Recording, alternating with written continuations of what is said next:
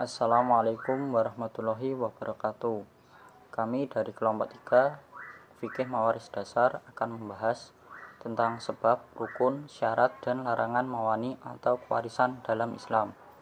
Kelompok 3 terdiri dari saya, Arizal Abimanyu, NIM 192121048, kedua Asna Fitriani 192121050, ketiga Sevia Priana Alberti 192121052, Tosyana 192121053. Pertama, saya akan membahas tentang sebab-sebab munculnya hak waris. Sebab-sebab munculnya hak waris di kalangan para ulama terjadi perbedaan pendapat. Namun yang menjadi pendapat yang kuat ada 3 yang menyebutkan sebab hak waris ialah: pertama karena pernikahan, kedua karena nasab, ketiga karena al-wala. Pernikahan adalah ikatan sah suami istri yang melalui akad. Jadi nikah yang tidak sah atau kurang rukun dan syaratnya, maka nikahnya tidak sah sekaligus tidak bisa menurunkan hak waris. Sebab kedua yaitu nasab. Nasab berarti keturunan. Bisa diartikan hubungan antara 2 orang yang bersekutu dalam peranakan yang dekat ataupun jauh. Yang sebab ketiga adalah karena al-wala. Al-wala berarti pertolongan, kekerabatan, atau kepemilikan. Secara istilah yaitu kepemilikan hak waris yang penyebabnya adalah karena seseorang telah memberikan karunia kepada budaknya dengan memerdekakannya. Jadi si tuan berhak dapat waris dari si budak karena si tuan sudah memerdekakannya. Catatan kecil, terkadang ada orang yang mendapat waris karena masuk ke 3 sebab di atas, yaitu karena pernikahan, nasab, dan al-wala. Itu saja sedikit penjelasan dari saya, kemudian akan dilanjutkan oleh teman-teman saya yang lain. Saya Asna Fitriani dengan NIM 192121050.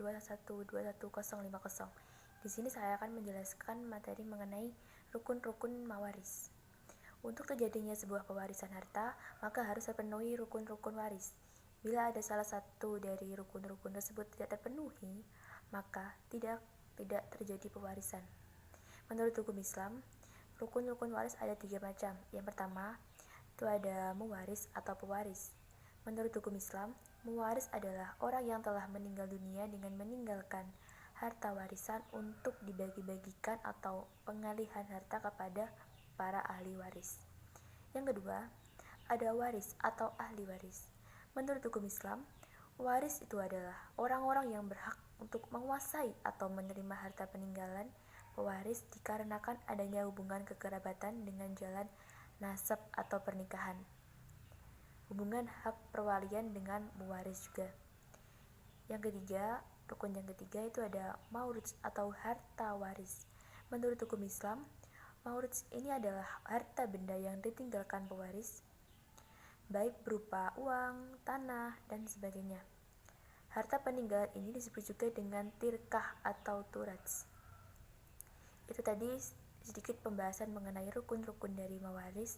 Selanjutnya akan dilanjutkan oleh saudari Sevia. Saya akan melanjutkan penjelasan dari teman saya, yaitu bagian syarat mawaris. Syarat waris adalah sesuatu yang karena ketiadaannya tidak akan terjadi proses pembagian warisan. Syarat yang pertama adalah meninggalnya pewaris secara hakiki maupun hukmi. Hakiki di sini adalah kematian yang sejati atau kematian yang kita lihat melalui panca indera kita sendiri. Panca indera kita tanpa harus adanya pembuktian bahwa orang tersebut sudah benar-benar meninggal. Yang dimaksud dengan hukmi adalah kematian yang harus diputuskan oleh pihak yang berwajib. Contohnya, ada orang yang sudah hilang bertahun-tahun dan kehilangan tersebut memiliki kemungkinan bahwa orang itu meninggal.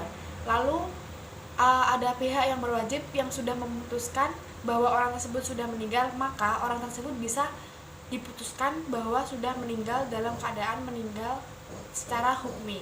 Yang kedua adalah, syarat yang kedua adalah adanya ahli waris pada saat pewaris sudah meninggal dunia. Yang ketiga, mengetahui sebab menerimanya warisan atau mengetahui hubungan antara pewaris dengan ahli waris atau adanya hubungan keluarga, ada hubungan pernikahan, dan lain-lain. Dan yang terakhir adalah bisa seseorang menerima warisan meskipun tidak memiliki hubungan keluarga, dan alasan seseorang ini mendapatkan warisan atau ini bisa dibuktikan dengan membawa saksi. Ya, seperti itu syarat-syarat warisan. Baik, di sini saya Ngafiatun Rosiana, NIM 192121053 akan melanjutkan pemaparan dari saudari Sevia. Saya akan memaparkan mengenai larangan yang menghalangi hak waris.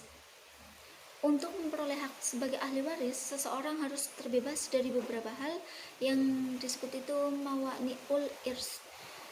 Mengenai mawani'ul irs merupakan hal-hal yang menghalangi seseorang untuk mendapatkan haknya sebagai ahli waris. Padahal sudah ada sebab-sebab pihak yang akan mewariskannya, seperti hubungan kerabat, pernikahan, dan wala. Selanjutnya mengenai macam-macamnya, antara lain 1. Budak, 2. Pembunuhan, dan ketiga itu perbedaan agama. Mengenai budak merupakan seseorang yang berstatus sebagai budak tidak mempunyai hak untuk mewarisi sekalipun dari saudaranya, demikian juga sebaliknya, sebab segala sesuatu yang dimiliki budak secara langsung menjadi milik tuannya.